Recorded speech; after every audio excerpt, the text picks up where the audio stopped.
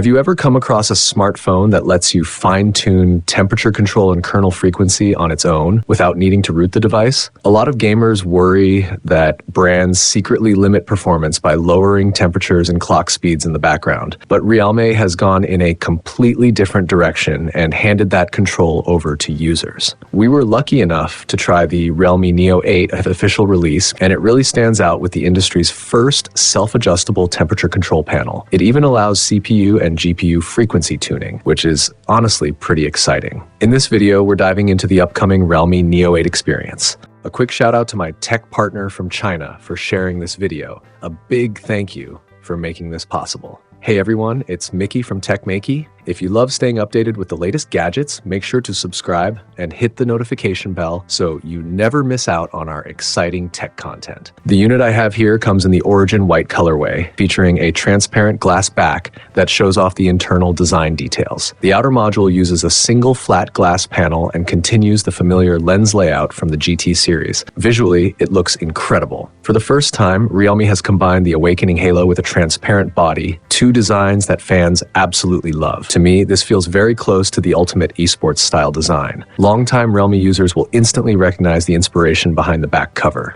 The camera module follows the GT8 series language. The transparent glass body is carried over from the Neo 7 Turbo, and the Awakening Halo traces its roots back to the GT Neo 5. Bringing these classic elements together on one back panel gives the phone a futuristic and highly distinctive look. The camera area does protrude slightly, but the protective structure around the lenses feels solid and well built, clearly designed to safeguard the camera system. Inside the system settings, you can fully customize the Awakening Halo. You can make it flash for calls, notifications, or even during video playback, and you're free to adjust both the color and the flashing speed. While charging, different colors indicate different battery levels. During gaming sessions, the light can even flash in sync with enemy kills, which adds a fun visual touch. There's also a playful flip lucky color feature where placing the phone face down randomly lights up a lucky color. On top of that, different apps can have their own halo colors. For example, I set Bilibili notifications to pink, and it adds a bit of personality to everyday alerts. Shifting back to the physical feel, the phone uses a metal frame, weighs 215 grams and measures 8.3 millimeters thick, putting it right in the middle in terms of size. Thanks to the rounded corners, it feels comfortable in hand despite the weight.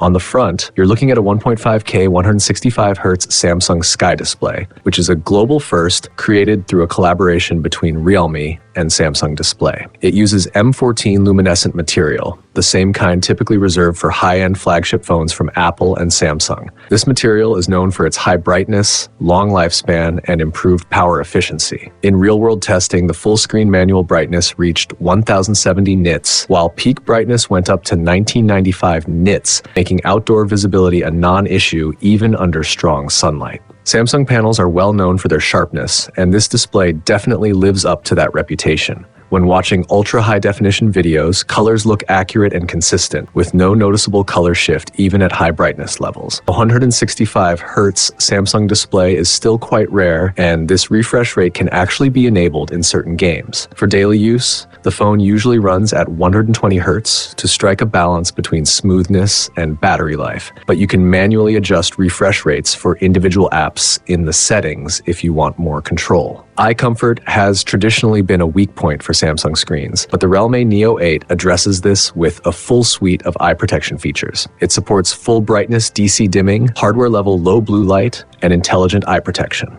One standout feature here is the ambient color adaptive function, which automatically adjusts the screen's color temperature based on your surroundings. This helps the display blend more naturally with the environment and reduces visual strain during extended use. When it comes to performance, the Realme Neo 8 is powered by the flagship Snapdragon 8 Gen 5 processor, scoring around 3.348 million points on Antutu. In Benchmark 6 CPU tests, it outperforms Snapdragon 8 Gen 3 models by about 31% in both single-core and multi-core performance. Compared to other Snapdragon 8 series devices, single-core performance is slightly behind, while multi-core performance comes out a bit stronger. Overall, the 5th generation Snapdragon 8 strikes a solid balance for high-performance use. And thanks to the 165Hz display, the Realme Neo 8 is also capable of running select games at a full 165Hz, delivering an exceptionally smooth gaming experience. Here's the game compatibility list so you can quickly see whether your favorite titles are supported.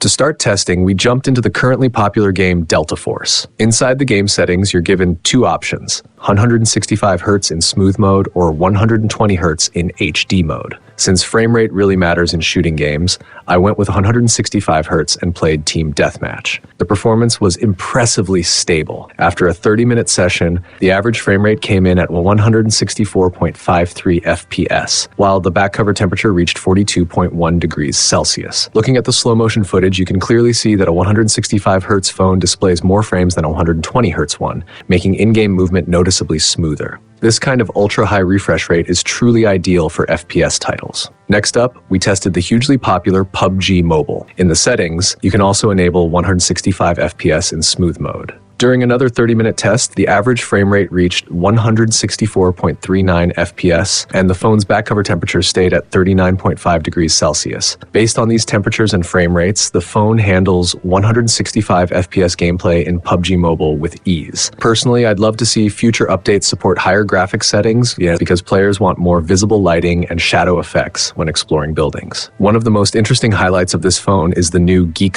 Panel. This feature has existed before, but this time it introduces a brand new temperature control system with 5 adjustable levels. The best part is that you can tweak it directly without unlocking the bootloader or rooting the phone, which is genuinely impressive. There are even more detailed options below, making it perfect for advanced users who want full control. Take Genshin Impact as an example. With strict temperature limits, many phones tend to throttle and drop frames once things heat up. Here, I set the temperature control to the +2 level, slightly boosted the CPU and GPU frequencies, and enabled super frame rate and super resolution to unlock 1.5K resolution at 120 FPS. After 30 minutes of gameplay, the average frame rate was 190.77 FPS. Even though the phone did get quite warm, the frame rate stayed stable throughout the session, with no frame locking at all. After that, I pushed things even further by maxing out the temperature control and fully increasing the CPU and GPU frequencies, continuously driving the phone toward the 165 Hz limit for a full hour. The frame rate curve stayed almost flat at 165 FPS, averaging 164.82 FPS, with no frame drops or frame locking during the entire test. On many other phones, achieving this kind of performance usually requires complicated workarounds to bypass manufacturer limits,